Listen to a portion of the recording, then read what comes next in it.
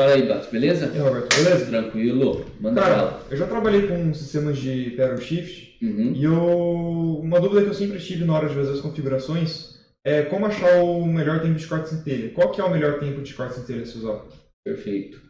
Cara, assim, ó, esse lance de como achar o melhor tempo de troca, para eu chegar e conseguir responder isso aí, eu vou falar sobre vários assuntos.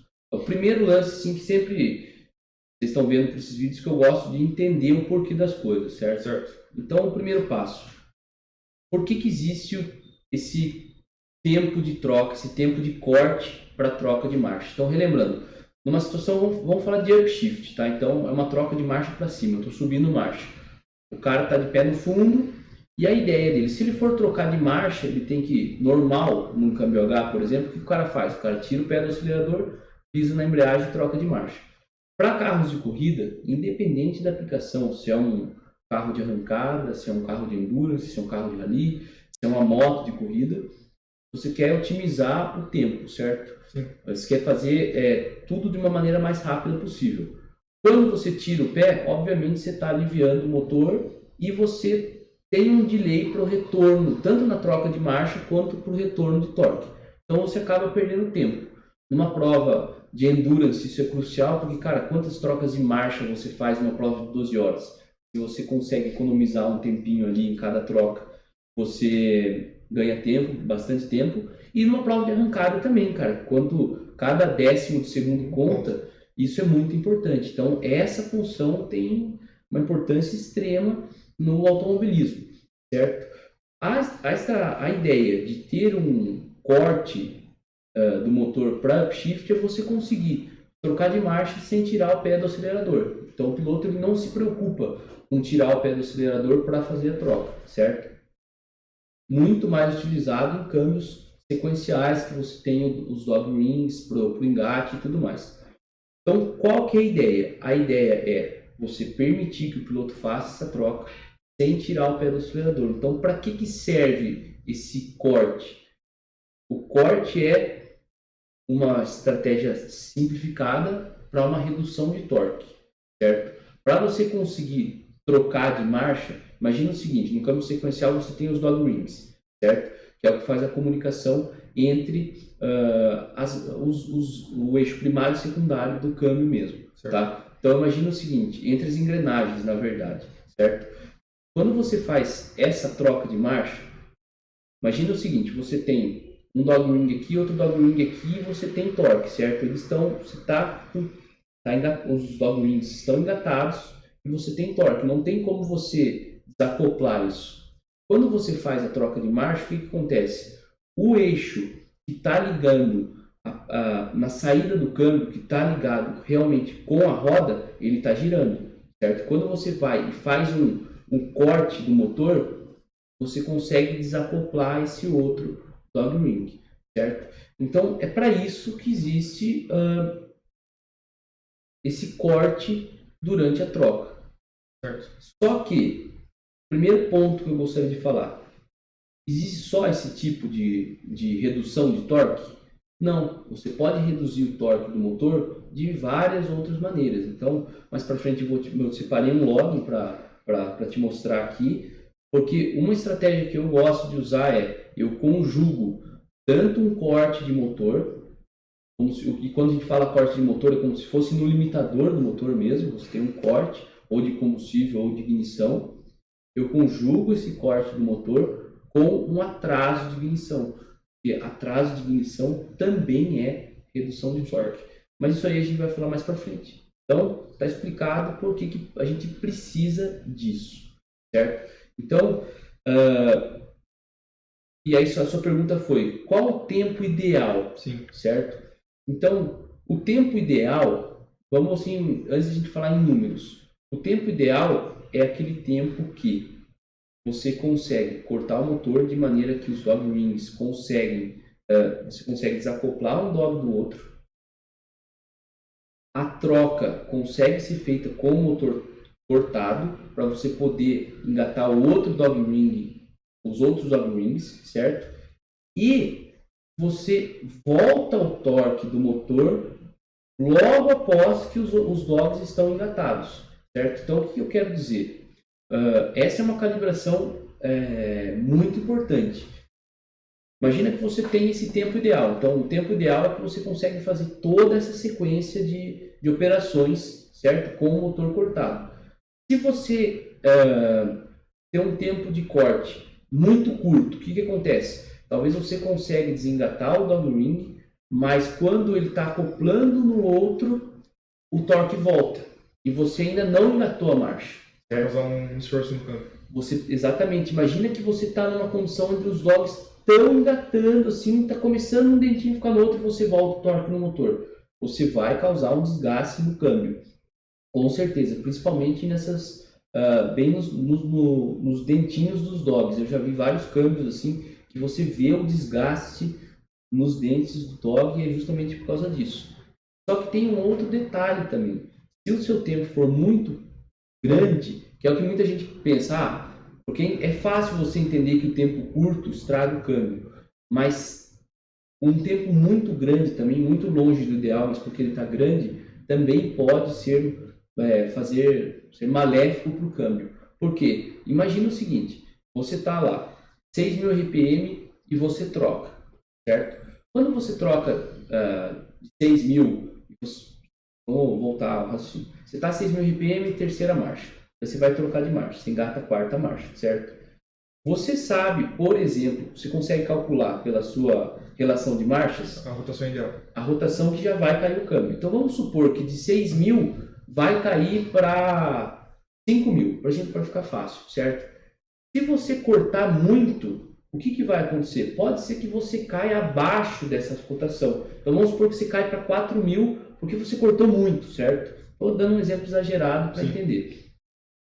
Quando o torque voltar, o que vai acontecer? Na verdade, depois de engatar, a roda vai estar girando também.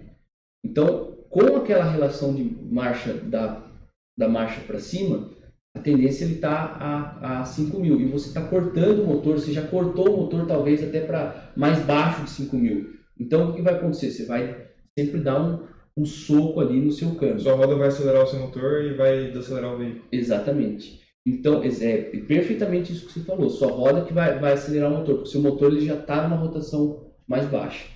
Então, o que acontece? Existe esse compromisso de você achar esse tempo ideal, certo? Então, eu vou contar assim, quando eu ia fazer, geralmente, um projeto novo, onde eu tinha um conjunto de câmbio e motor que eu nunca tinha trabalhado, eu ficava em dúvida, porque eu já tinha, por experiência, alguns números que eu sabia que funcionava ali. Sim. Geralmente eu fazia como? Eu colocava uns tempos de corte em função de cada marcha, certo? Eu sabia que funcionava com um projeto, fazer um projeto semelhante e assim ia. Como você conseguiu o primeiro? Putz, consegui com alguém, testei, é sempre assim em calibração, certo? Só que qual que é o lance?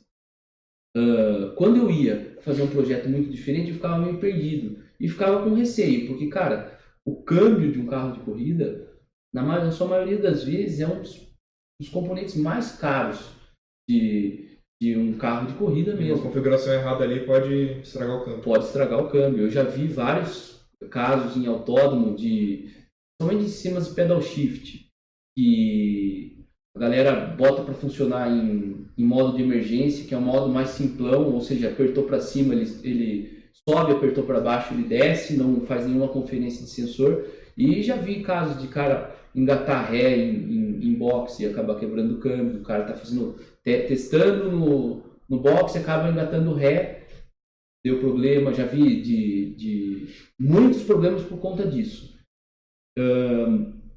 Então, cara, eu sempre tive muita preocupação na hora de fazer um ajuste correto das estratégias eletrônicas para o câmbio. Um deles é o tempo de troca que você perguntou. Nesse caso, o que eu aprendi? Que na verdade, e eu vou mostrar isso no Datalog, não existe um tempo ideal. Existe uma faixa de tempo. O que eu quero dizer? Vamos pensar sempre na mesma condição. Cara, eu estou trocando de marcha no mesmo ponto da pista, na mesma rotação, com o mesmo nível de boost, com tudo igual. Às vezes tem outros outras variáveis que afetam isso aí. Primeiro, você nunca troca exatamente na mesma rotação, exatamente na mesma posição da pista, exatamente com o mesmo desgaste de pneu. Tem muita variável que afeta isso. E eu percebi isso quando eu comecei a trabalhar com sistemas que tinham closed loop para troca de marcha. O que é isso? Você não configura um tempo de troca.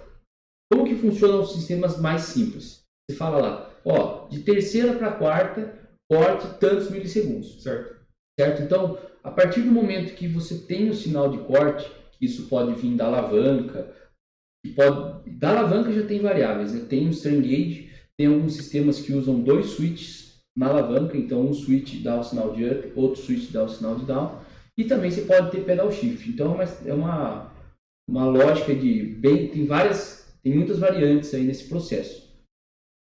Mas quando você tem esse sinal de up, independente de onde vem, ele corta aquele tempo que está programado. Independente do que aconteça. Independente do que aconteça. E depois daquele tempo, tem algumas estratégias que você retoma o torque numa rampa, de uma maneira suave. Então você corta o motor, depois que passou aquele tempo, você devolve ele por tanto tempo assim numa rampa. Certo? E beleza, às vezes eu via que, colocava lá de uma condição, 100 milissegundos ficava ok. Quando eu comecei a trabalhar com sistemas que são mais complexos, e no fundo você vai ver que ele é mais complexo para configurar, depois que está funcionando fica muito mais fácil para o usuário. Eu vi que não existe realmente um tempo de marcha, um tempo de corte ideal para uma marcha. Por quê? Eu vi vários logins e essa injeção que é a Motec com a estratégia de GPRP principalmente, como que ela faz? Ela calcula o tempo ideal de corte. Como ela calcula? Na verdade não é que ela fala assim, deve ser tanto. Não é isso. Ela pega e faz o seguinte, vamos supor que você está de terceira para quarta marcha. Isso eu vou explicar agora, uma estratégia de upshift em closed loop, ou seja, malha fechada, uma troca de marcha para cima. Estou de terceira, vou para quarta. Apertei no botão do upshift, por exemplo, vamos supor que é pedal shift. O que ela faz? Ela aciona o atuador, não vou entrar em detalhes do atuador porque poderia ser igual a uma alavanca, tá? Vamos supor que seja na alavanca para facilitar a explicação. Fiz o upshift, certo? Ela vai cortar o motor no início do sinal, certo? Que você configurou, começa a cortar agora. Ela corta, dependente da estratégia que você faz de corte, que eu te disse, não é só corte do motor, porque você quer uma redução de torque. Redução de torque pode ser de várias maneiras no motor a combustão interna. Mas por quanto tempo que ela faz isso?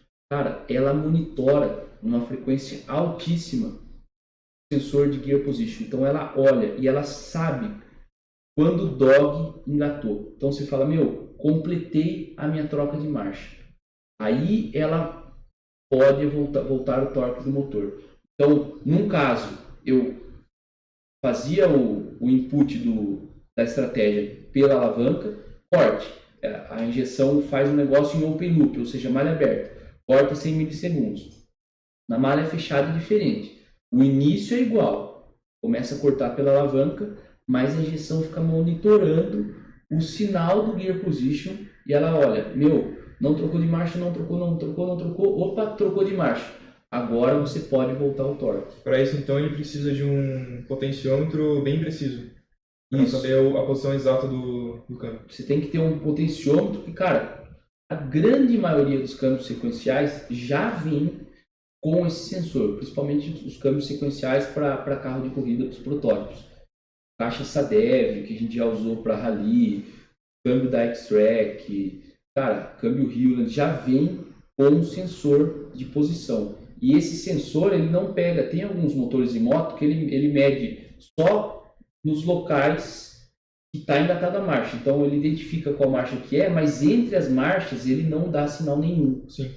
Isso é comum em motos. Você tem que usar, para esse caso, um sensor que ele pegue todo o range, porque você tem o barril lá do câmbio sequencial e o sensor está naquele barril. Então você tem uma medição de praticamente 360 graus mesmo do sinal do sensor. Então você consegue, eu vou mostrar no log aqui, fica mais claro. Então além de você ter o sinal da segunda e terceira marcha, você tem valores de tensão intermediários porque você está medindo a rotação do barril. E cara, você falou também que além do corte você causa um retardo na ignição. Mas se você está cortando durante o momento de troca, isso não faz diferença. Isso é para aquela rampa de torque que você falou? Na verdade, faz diferença, sabe por quê? Porque assim, quando eu tento sempre ao máximo é lógico, cada projeto é um projeto, por isso que a injeção programável é legal, você consegue ajustar detalhes do seu projeto. Eu sempre tento trabalhar com corte de motor e redução ao mesmo tempo. Daí você falou, mas meu, você está cortando o motor, para que serve a redução? E na verdade, uma das sacadas para o corte ficar suave é você não cortar 100% do motor. Eu pego o trabalho com um percentual de corte menor, dependendo do caso, às vezes eu nem corto o motor e entro com retardo. Então, vamos dizer em números, estou cortando 50%, o resto das combustões ainda existem, mas elas existem com um retardo bem grande. Então, certo. O motor ele continua funcionando e você reduz o torque. Por isso que eu falei que você não precisa cortar o motor, o que você quer é reduzir torque. Mas a estratégia, normalmente, que você acha por aí é um corte total, né? É que depende muito das injeções. Depende muito das injeções. Tem injeções que só corta, não tem essa estratégia de retardo, mas você consegue definir um percentual de corte. Então, depende muito da injeção. Mas o principal de se entender é que o que você quer é redução do torque. Certo? Eu posso mostrar uns logs aqui. Vamos dar uma olhada aqui. Vou apertar igual aqui. Beleza. Vamos vir aqui, ó. Cara, eu tô com um login aqui, tá? Aqui a gente tá conseguindo ver aqui na direita o autódromo de Tarumã, lá no Rio Grande do Sul. Eu separei uma volta aqui, tá? É aqui essa volta 8 aqui que a gente consegue ver, beleza? Primeiro vamos falar das variáveis que tem aqui no log, tá? Tô com rotação do motor aqui em amarelo, tá? Esse aqui throttle servo nada mais é do que a posição da borboleta, tá? Gear lever force em roxo aqui é a força na alavanca. Então nesse carro tem um string gauge na alavanca. Então um carro tem um câmbio sequencial e não é pedal shift, é alavanca mesmo, certo? Aqui eu tenho o gear só para mostrar, que mostra se está em quarta marcha, em quinta marcha e assim por diante. Gear Shift Ignition Cut, que mostra direto o percentual de redução de corte, certo? Tá? Gear Position Sensor Main Voltage, esse aqui é a tensão do Gear Position, certo? E aqui embaixo eu tenho retardo e ângulo de ignição, avanço de ignição, né? Que a gente vai falar mais para frente. Primeiro ponto, que em qualquer log de fundamental importância, a gente ter ideia da frequência de aquisição que eu devo logar o canal para a variável que eu estou medindo. Então, quanto tempo leva uma troca de marcha? Putz, tem troca de marcha que leva 30 milissegundos, tem troca de marcha que leva 100. Então, eu preciso logar aquilo de uma frequência alta para eu conseguir olhar os detalhes daquele fenômeno, certo? Um grande lance que eu posso mostrar para vocês aqui, para explicar isso, por exemplo, aqui, eu estou logando essa variável que é 100 Hz, ou seja, a Motec, nesse caso aqui, a gente está usando uma Motec, o datalog dela grava essa variável 100 vezes por segundo, certo? Eu tenho esse mesmo canal gravado 10 vezes por segundo. Eu vou mostrar aqui para você a diferença que traz, tá? Vou colocar aqui, position, beleza. Vou colocar ele em branco para facilitar a visualização, tá? E vou dar um zoom aqui. Olha a diferença dessa curva branca com a curva verde. Por que isso? Na verdade, deixa eu tentar mostrar aqui para você. Tem como colocar os pontos. Eu vou pôr aqui. Tá.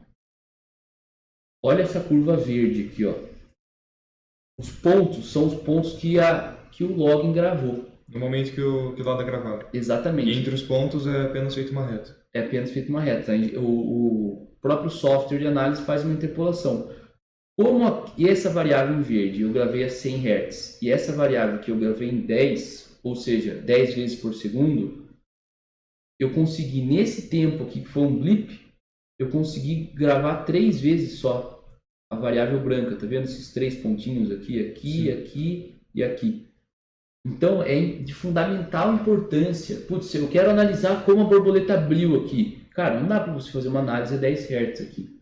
Por isso que é importante você, no login, ter variáveis logadas com a frequência certa para cada aplicação. Então, beleza. Vou tirar aqui essa variável e vou voltar. Por que eu falei isso? Porque, cara, conforme a gente falou, o troca de marcha é um fenômeno rápido, né? Então, vamos mostrar uma troca de marcha aqui, por exemplo. Então, para quem não conhece o autódromo, aqui, eu estou nessa posição, o piloto sai aqui do laço em quarta marcha, nessa condição, e ele trocou para quinta marcha aqui, ó. Certo? Bem nesse ponto da pista. Vamos analisar esse upshift aqui, que a gente consegue olhar a rotação subindo aqui, trocou de marcha aqui, e de pé no fundo, ó. Ele não aliviou o pé. Não aliviou o pé. Então vamos olhar essa troca de marcha aqui. Vou dar um zoom aqui. Perfeito? Beleza. O que a gente tem aqui? Pouco antes da troca de marcha, tá? Bem nessa posição da pista. E o legal é que no I2 da Motec a gente está analisando o sinal do GPS e a gente consegue colocar aqui uma imagem de satélite do Google. Então a gente consegue ver, facilita muito a visualização e fica bem legal, né?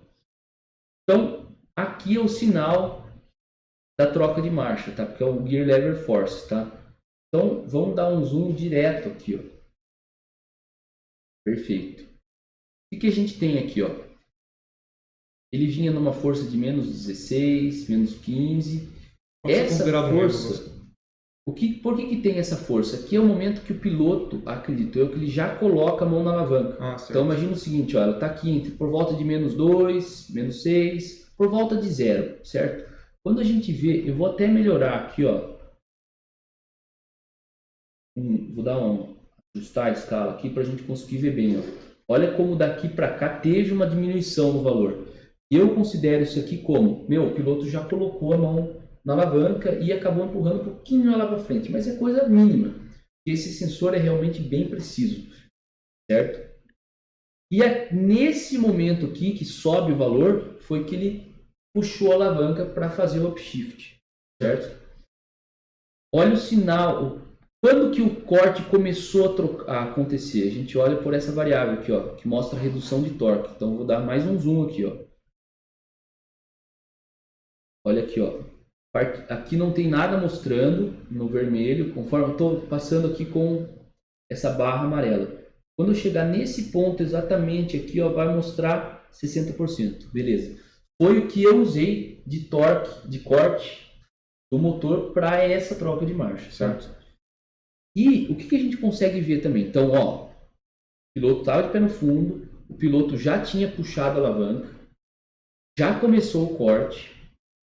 E olha o sinal do Gear Position. Tá vendo que ele já começou a se mexer também? Sim. Antes ele estava aqui, ó, 2.807, 808, que é o valor de tensão daquela posição do sensor. E aqui, ó, ele começou a mexer. Ele mexe um pouquinho, para e depois mexe. Depois ele volta aqui, ó. Então tem toda essa alteração na tensão. É assim que se movimentou o barril. Então, a gente consegue analisar a troca exatamente aqui, ó. Então, começou a troca bem nesse ponto aqui, certo? Eu vou fazer uma referência aqui no I2 e vou até o momento em que esse torque ele começa a diminuir. Vamos lá, ó, 60, 60, 60, 60. Opa, bem aqui, ó. Tá vendo que tá mudando? Sim. Bem aqui. Aqui, a injeção começou a diminuir o corte. A devolver o torque. A devolver o torque bem gradativamente. Só que essa devolução de torque, daí você fala, mas cara, eu já comecei já terminou a troca de marcha? Não. Olha onde está aqui, ó, o nível da tensão do Gear Position. A troca de marcha terminou aqui, na verdade, ó.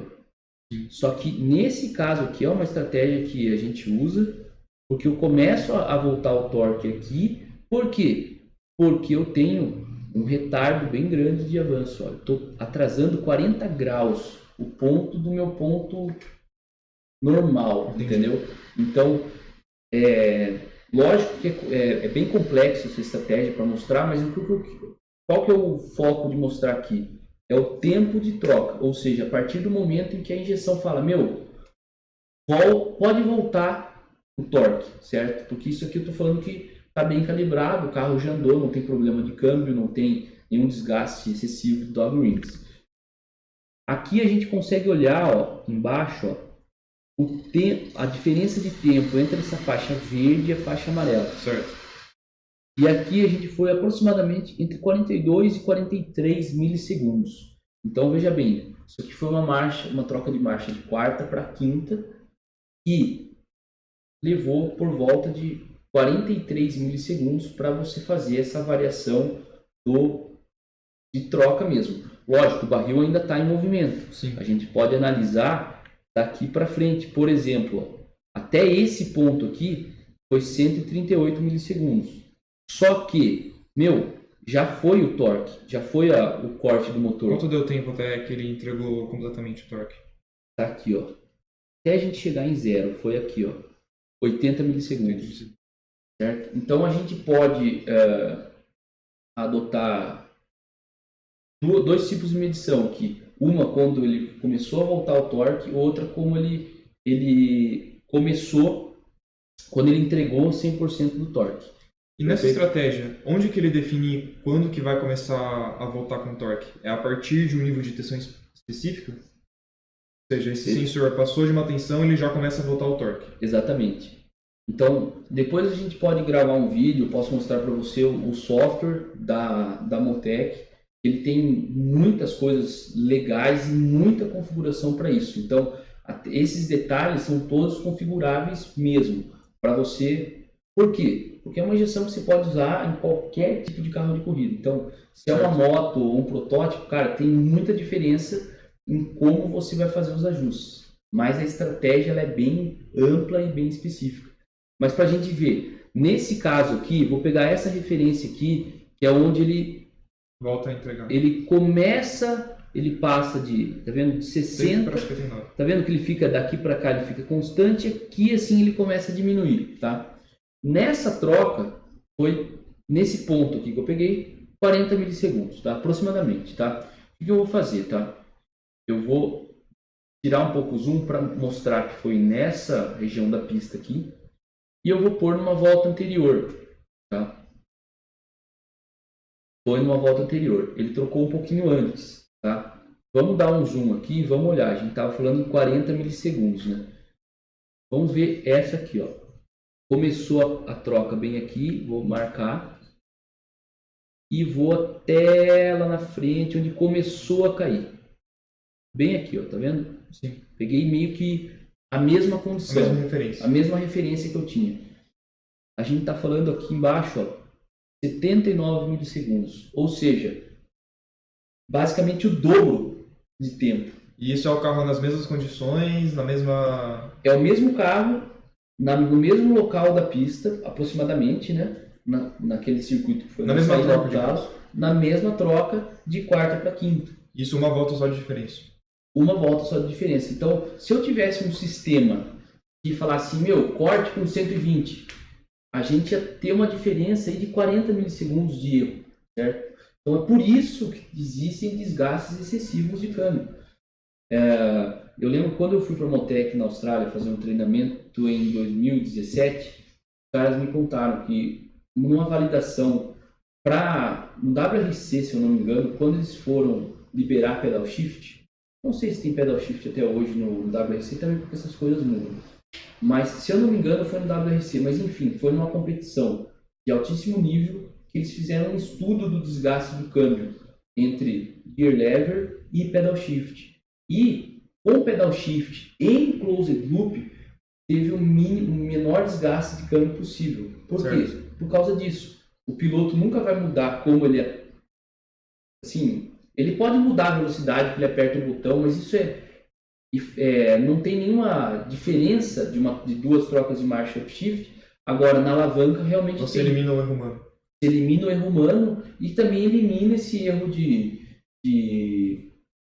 calibração, digamos, não de calibração, mas esse erro de achar o tempo ideal, porque na verdade o que eu quero mostrar para você aqui, não existe tempo ideal, certo? Não existe tempo ideal. Para cada troca se tem um tempo ideal, certo? Então sempre que você usa uma estratégia que você coloca um tempo de corte só, cara, vai ter situações que você está usando pouco, vai ter situações que você está usando muito.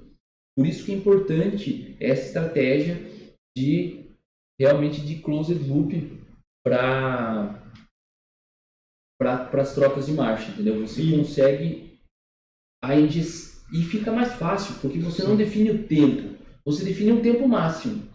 E a injeção ela calcula exatamente ali quando que ela deve voltar ao torque. E numa situação que você não tenha uma ECU dessas, não tenha um sensor exato da posição da troca de marcha, o que seria mais adequado? É possível usar análise de dados para determinar um valor fixo que funciona na maioria das casos? Seria por tentativa e erro até as trocas começarem a não entrarem direito? Como que seria o processo? Assim, dicas, tá? Como que eu fazia, tá? Fazia o seguinte, colocava um tempo que não está arranhando marcha, o piloto consegue trocar. E daí depois você olha um log e analisa direto o sinal de RPM junto com o sinal da alavanca em uma frequência alta. Por quê? Porque eu quero sempre ver como a rotação se comporta depois da troca.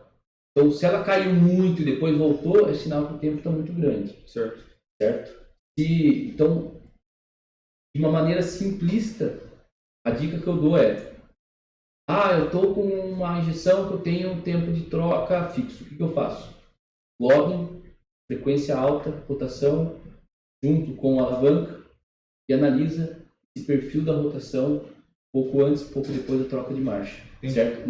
Lembrando que faça sempre uma análise de vários, de terceira marcha. Analise 5, 10 pontos e pegue uma média para você ter, é o que você pode fazer, né? Perfeito. Era assim que eu fazia quando eu trabalhava e que a gente faz até hoje, quando a gente trabalha com sistemas que são em open loop. Entendi. E saindo um pouco da parte de subida de marcha indo para redução, numa redução é preciso que o piloto, um sistema automático, abra a borboleta para aumentar a rotação do motor durante a troca de marcha, certo? Então, assim, é aquela mesma coisa que a gente falou. Quando a marcha engatar novamente, a rotação do motor vai estar maior que a rotação da roda e a roda não vai acelerar o motor e assim criar o carro. E você também utiliza esses sistemas de automático que controlam a borboleta eletrônica, certo? Certo. Como funciona esse processo? Assim, a gente falou até agora de upshift. No downshift, que é para redução, voltando lá, o mais importante é entender, certo? Cara, você pode ver vários vídeos das antigas, a galera em câmbio H fazendo punta-taco, certo? Para quem não entende, punta-taco é uma maneira de você fazer com que a rotação... Imagina o seguinte, estou freando, estou em quarta marcha, estou freando uma curva, vou reduzir para terceira, certo? Então, quando eu estou freando, antes de eu reduzir, eu já estou com uma rotação menor do que ela vai ser depois que se reduziu. Quando você reduz, a rotação sobe, certo? Qual que é o problema? Às vezes fica mais difícil de você fazer essa redução porque você está com essa diferença muito grande da rotação que você está para a rotação que você vai, certo? Por quê? Porque isso é a diferença de rotação entre os eixos do câmbio primário e secundário. Quando você faz o punta-taco, o que você faz? Você acelera o motor quando ele está em neutro, ali, antes de você reduzir. E qual que é o intuito do punta-taco? Chegar com que o motor já esteja numa rotação mais próxima da rotação que ele vai ter depois da redução. Isso facilita a redução, fica muito mais fácil, certo? Nas estratégias de downshift, tanto para pedal shift, quando você tem as borboletas, quanto para a alavanca de câmbio, você usa essa estratégia do blip que é automático. O que é o blip? Cara, a injeção identifica o pedido, o request de redução, certo? E daí ela abre a borboleta automaticamente. Para isso você precisa ter a borboleta eletrônica. para você fazer esse blip automático. Então o piloto ele vai ter o que faz é realmente um ponta-ataque automático. Ele freia, quando ele reduz, mesmo, eu vou mostrar um log aqui, mesmo sem ele estar pisando no pedal, a borboleta eletrônica abre.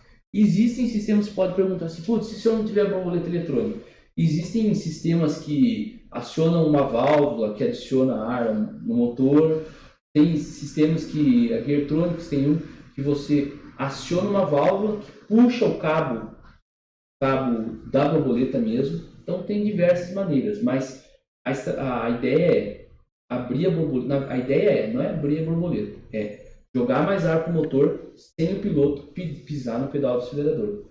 Certo. E em campo sequencial, você consegue fazer isso porque durante as trocas o carro entra, ele fica desengatado? É por isso que você consegue acelerar o motor?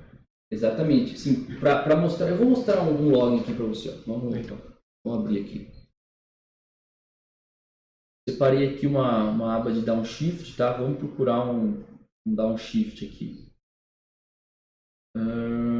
Pode ser esse aqui, ó. Tá bem claro. Então vamos lá. Estamos analisando com as mesmas variáveis. O que eu adicionei aqui? Essa variável em laranja que é o pedal. E bem aqui, ó, foi uma redução. Certo? Olha só como, por exemplo, nesse momento aqui eu tenho 0 de pedal e 40 de borboleta, 39,6. Ou seja, isso aqui é o blip. Aqui foi realmente um ponta-ataque automático, digamos assim, né? Então, aqui, ó. Tá vendo agora? Vamos analisar essa curva vermelha, que é curva de corte do motor, tá? Tá vendo que o corte começa aqui, depois ele para, depois ele volta? Sim. Por quê? Tem 2 cortes no downshift, assim, ó, que eu posso falar, cara, o downshift, a estratégia do downshift é bem mais complexo que a estratégia do upshift. Tem muita coisa para você conseguir realmente fazer um downshift legal. Por que tem 2 cortes? Primeira coisa, o primeiro corte é a mesma ideia, você ajuda a desengatar os logs, certo? Por que esse corte para no meio? Porque você quer fazer o blip. Então veja só, eu estou com o motor cortado aqui em 50% e a borboleta está abrindo, certo?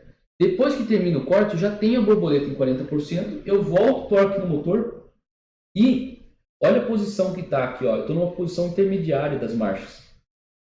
Então, é no momento que os dogs não estão engatados. Então você acelera o motor, você consegue, como se fosse fazer um ponta-ataque mesmo, certo? Então você corta o motor e daí depois, você vê ó, que aqui, ó, bem nesse ponto aqui, analisando a tensão aqui em laranja, eu terminei a troca, onde estabilizou a tensão, certo? Você fala, por que tem esse corte aqui? Continua aqui com esse corte e depois tem essa rampa. Esse segundo corte do downshift é o corte para evitar que o carro dê um soco. Imagina o cara vai lá, está reduzindo, cortou, eu estava com um blip e daí engatou, só que, cara, ele engatou e eu ainda tenho um torque, porque a borboleta ainda está aberta, ou mesmo que a borboleta esteja fechando, eu tenho todo um delay na admissão, né? Eu tenho combustões ainda acontecendo. Então você usa esse corte para evitar que dê aquele soquinho depois que reduziu, entendeu? Dá uma empurrada para frente no carro. E quanto tempo tem entre esses 2 cortes? Entre o final de um e o começo do outro? Essa parte aqui, ela é pré-configurada na Motec e uma parte dela é em malha fechada, né? Nesse caso aqui, a gente teve 100 milissegundos, quase 108 milissegundos para fazer o primeiro corte. E o segundo corte foi... Daí aqui ele entrou no tempo mínimo, que foi num corte que ele manteve o valor de 50%. Porque se vê o sensor da marcha, ele já entrou na marcha. Ele já entrou. Só que aqui é justamente para não empurrar. Então já vai estar engatado. Foi praticamente 29, 30 milissegundos com 50% de corte.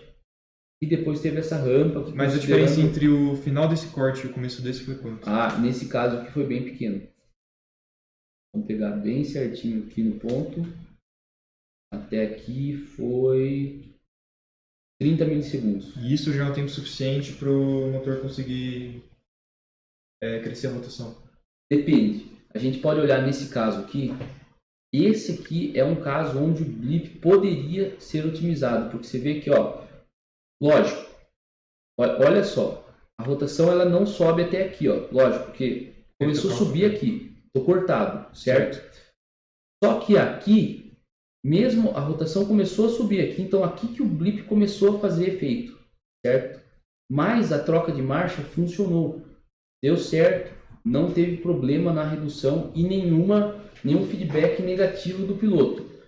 Obviamente esse blip não é aquele blip que o cara faz que está fazendo um punta-taco efetivo mesmo, mas se você não fizer ele, dificulta um pouco o engate da marcha.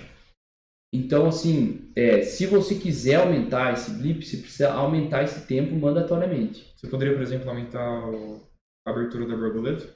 Pode aumentar a abertura da borboleta. Essa abertura da borboleta não é uma abertura fixa, você pode configurar. Então tem diversas estratégias que você pode usar aí. Certo. Nesse caso, ficou um tempinho muito curto de blip.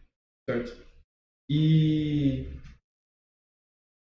cara, eu ia perguntar em casos em que você tem um delay muito grande entre a resposta do acelerador para ele realmente acelerar o carro. Mas aí você controla isso até pelo corte do motor, né? Então você abre a borboleta antes, também que você já prepara toda a sua admissão e assim que você volta com o corte, o blip é instantâneo. Exatamente. Esse é um dos segredos de você ter uma troca de marcha suave. É você entender que quando você corta o motor, você tá, vamos supor que eu faça um corte de 100% ou de 80%. Cara, você está afetando muito a dinâmica ali do motor, poça de combustível, da combustão em si. É muito mais rápido, você tem um retorno muito mais rápido do torque e da resposta do motor se você, por exemplo, atrasa o motor, a combustão continua acontecendo. O avanço, cara, quando você muda o avanço, de um ciclo para o outro, você já tem um retorno rápido do torque. Quando você está cortando o motor por limitador e tudo mais, a combustão ela não volta perfeita no próximo ciclo. Então, para você ter uma boa resposta do motor, é importante que você conjugue de maneira certa o corte com o atraso, certo? E outra, que é um segredo também, muita gente não se dá conta, cara. É de fundamental importância você ter um motor muito bem calibrado antes do blip. Porque, cara, você viu ali naquele log, vamos voltar para ele. Ó, eu vou falar entre... Começou a acelerar aqui, tô pegando o sinal aqui, Throttle Servo Bank, aqui o verde. Começou a acelerar, acelerou tudo. Cara, eu tô falando de 49 milissegundos. A borboleta começou a fechar aqui. Cara, eu tô falando de 140 milissegundos. 140 milissegundos é pouco tempo, é muito tempo, teoricamente. É muito tempo, mas, cara... Você tem que abrir a borboleta, tem que entrar ao ar, o combustível tem que compensar perfeitamente para você subir a rotação. Então, para você ter um blip bom, você tem que partir de uma condição muito bem calibrada e chegar com uma condição também muito bem calibrada e a rápida ali tá ok. Porque senão você vai abrir a borboleta e o motor não responde. Certo. Mais ou menos uma pergunta. Você já fez ou já ouviu falar sobre um sistema tanto de corte centelha, mas principalmente de blip em câmbios H? Cara, eu nunca trabalhei com isso. Já vi que existem essas aplicações que dá para facilitar mesmo o cara não tirar o pé do acelerador. Não trabalhei mesmo. Mas a grande sacada nesse sistema, pelo pouco que eu já sei, é você fixar bem o sensor da embreagem, para você conseguir pegar exatamente porque na embreagem dificilmente você vai ter um sensor de posição ou um sensor de pressão, não é muito comum. Então a galera usa os switches, certo? Para um switch que vai identificar, cara, o momento de cortar. Então tem que posicionar bem porque você tem que cortar o motor ali antes de você Acionar a embreagem. acionar a embreagem de fato. Então tem que ser entre o momento em que o cara está acelerando ali, acelerando não, apertando a embreagem. Então tem que ser entre esse momento, entre embreagem travada e embreagem por... Então, no caso de subir de marcha, ele continuaria com o acelerador apertado, iria apertar a embreagem e conseguir, nesse caso, fazer uma troca muito mais rápida, porque todo o corte de potência, em vez de ser manual, controlando o pedal, é feito automático de maneira otimizada. Isso. E assim, essa é a grande vantagem de você usar uma injeção que você consegue configurar os mínimos detalhes. Eu já vi em vídeos, em fóruns, que a galera usa isso. E eu nunca fiz, então eu não sei como que vai ser o desgaste do câmbio por conta disso. Porque o câmbio H não é feito para esse tipo de troca, certo? Sim. Isso é feito com câmbio sequencial. Então eu não sei como que fica no ponto de desgaste do câmbio e tudo mais. Mas existem projetos que já fizeram isso e pelo visto funciona pelo que a gente vê na internet. Mas para redução, para fazer um blip seria mais complicado.